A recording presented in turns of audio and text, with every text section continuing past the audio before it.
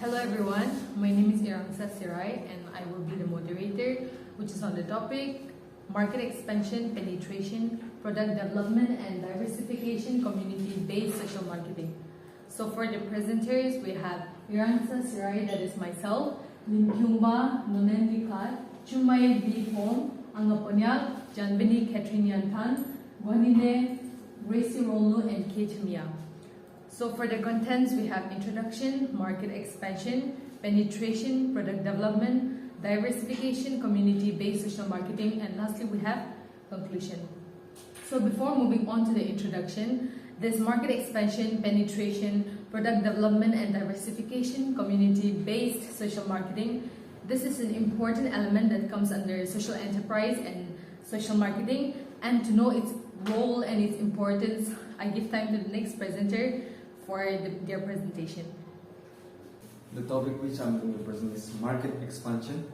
So, market expansion is one of the form of internal growth of business.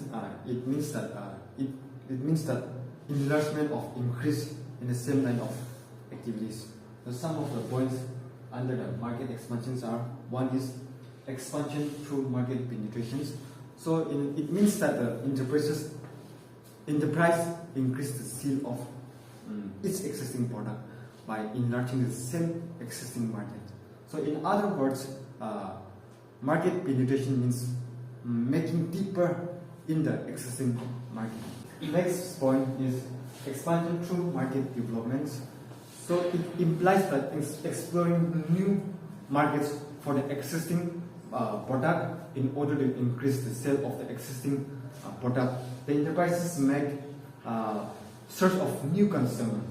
So next is expansion through product development and or modifications. So here it implies development or modifications that existing product to meet the requirements. The consumer of plastic bottles selling refined oil in addition to the loss of sale is an example of product development and modifications. Next is advantages of market expansions.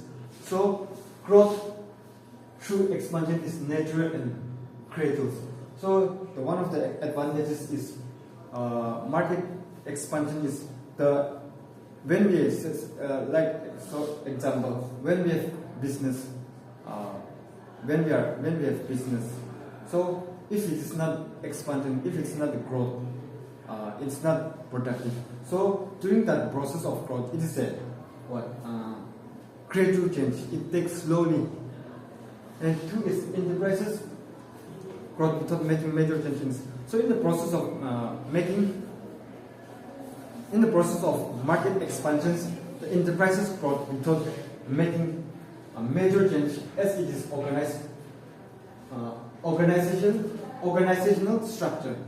The next is gradual change for enterprises become effective utilizations of existing resources of an enterprises.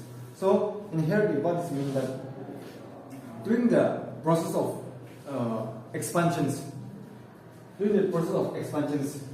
is when we grow slowly, we can see the loopholes and if it is where there's not what affects us or our enterprise, our business are not growing up. So we can able to know when we have creative change. The expansion result in economy of a large operations.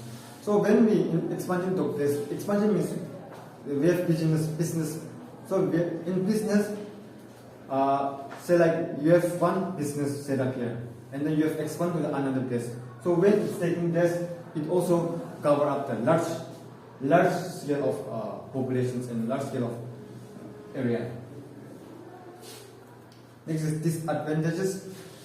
So market expansion has a disadvantage. So the growth being gradually is time consuming.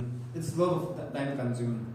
And then two is expansion in the same line of product delimits enterprises growth making enterprises unable to take advantage from new business opportunities.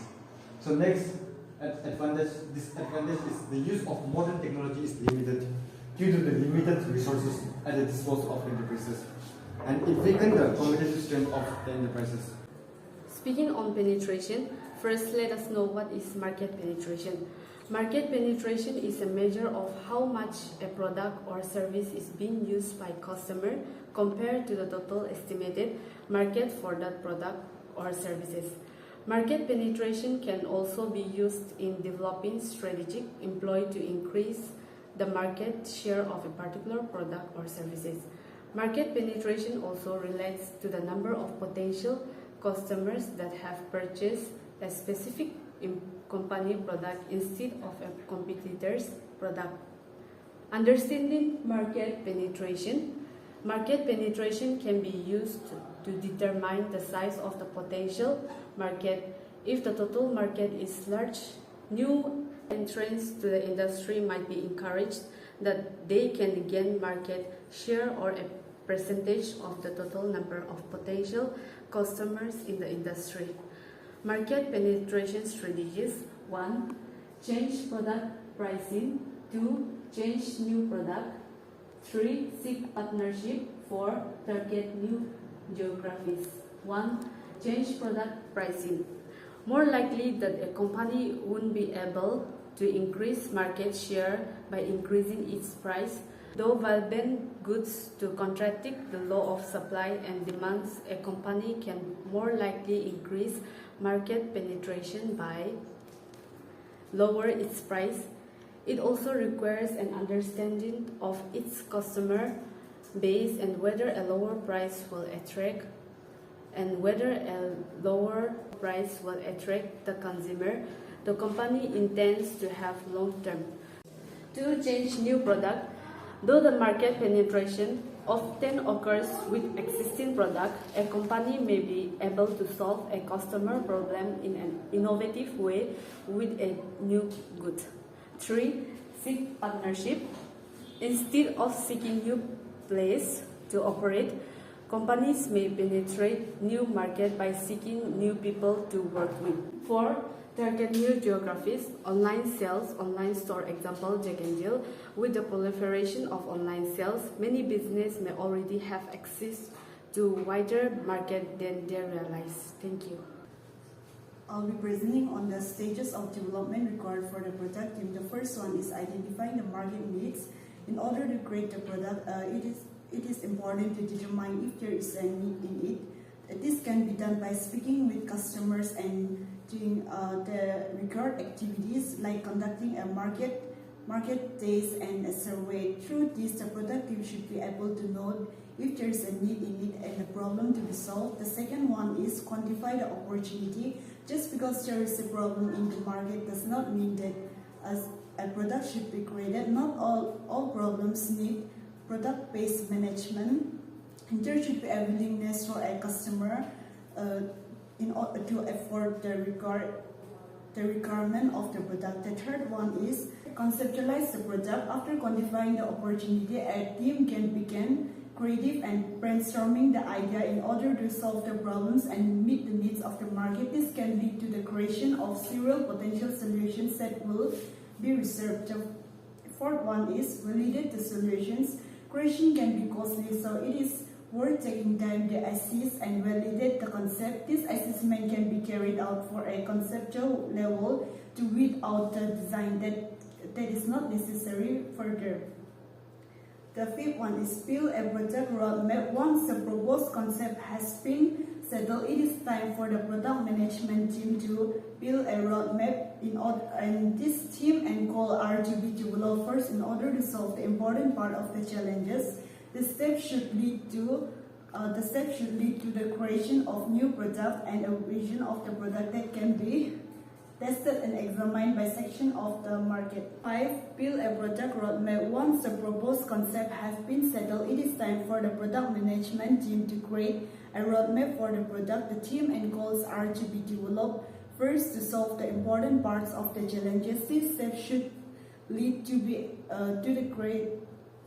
the creation of the early version of the product that can be tested and examined by the customers. The sixth one is develop a minimum viable product. Following the product roadmap lead to the creation of product that has enough functionality to be used by the customers. It may not be finished product, but the customers can use in order to test and give initial feedback to the product team. The seventh one is release MVP tests to market users. This minimum valuable product should be released to sections of society, to the market, to test interest and gain feedback to allow and begin to determine marketing message channels and sales team plans. This stage provides a feedback loop between a customer and a product management team. The last point we have is ongoing assessment and development.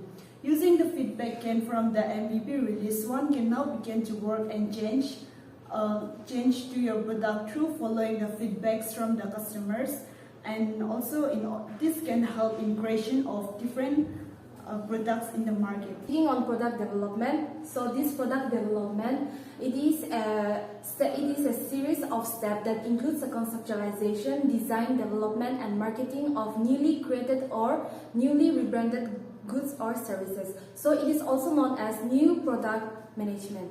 So this product development includes an entire journey or phases from an initial idea to after its market's release. So the objective of this product development from a business angle is to cultivate, maintain and increase a company's market share by satisfying consumers' needs. So from a consumer needs or point of view, it's to ensure the value in the product as a quality of goods or services.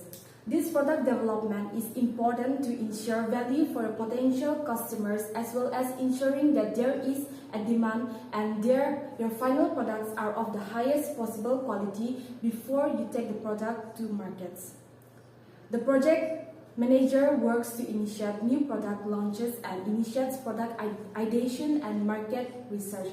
So this project manager may be involved in cross-departmental communication and it also assists with various kind of tasks and delegation and goal tracking. So some of the examples of this product development, there are 7 successful companies that are able to achieve and maintain a competitive advantage through product development.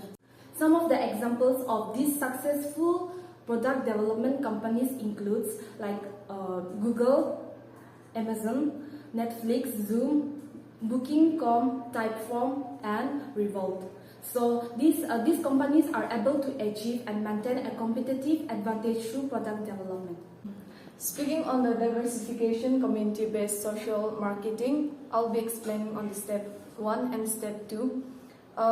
Step 1, select behaviors. Identify specific indivisible behaviors that you want to change. Divisible behaviors are the ones that can be divided into further smaller behaviors. And for example, you want to change your co-workers' behavior for waste management. So that is a broad divisible behavior, and so you have to further select and divide it into smaller behaviors.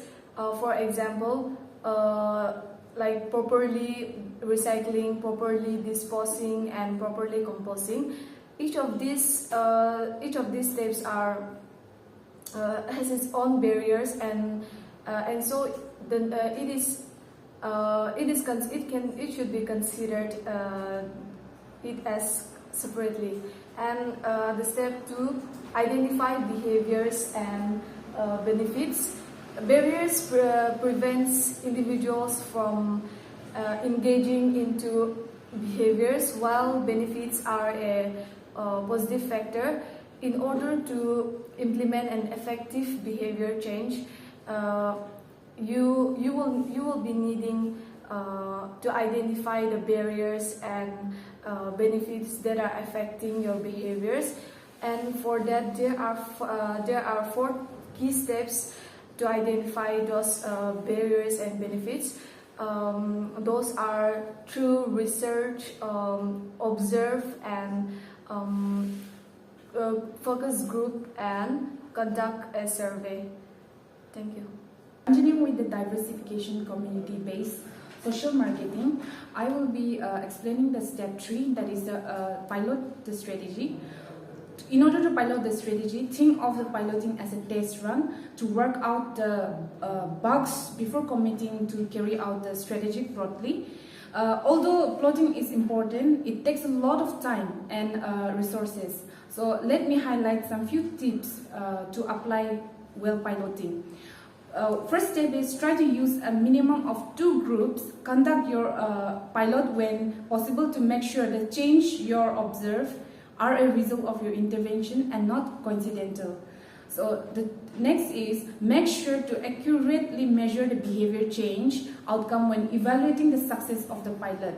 Then come to the third, that is carefully examine the numbers and record that denotes a change in behavior. Then lastly, confirm that you are actually able to change the behavior that you implement it across your community. Now let's go to the step 4, that is broad scale implementation. Before this step, collect the baseline information on the present level of adoptions for the desired behavior. This includes observation or reliable resource. Once you begin implementation, make sure to collect information to determine the long-term impact. Finally, get the word out. Communicating the outcomes is an important way to gain trust and share your results. So, community-based social marketing is a better alternative in effective information-based campaign. So for the conclusion, with all the presentations that have been given, we get to know that market expansion, penetration, product development, and diversification, community-based social marketing is an important factor under social enterprise and social marketing for business expansion. Thank you.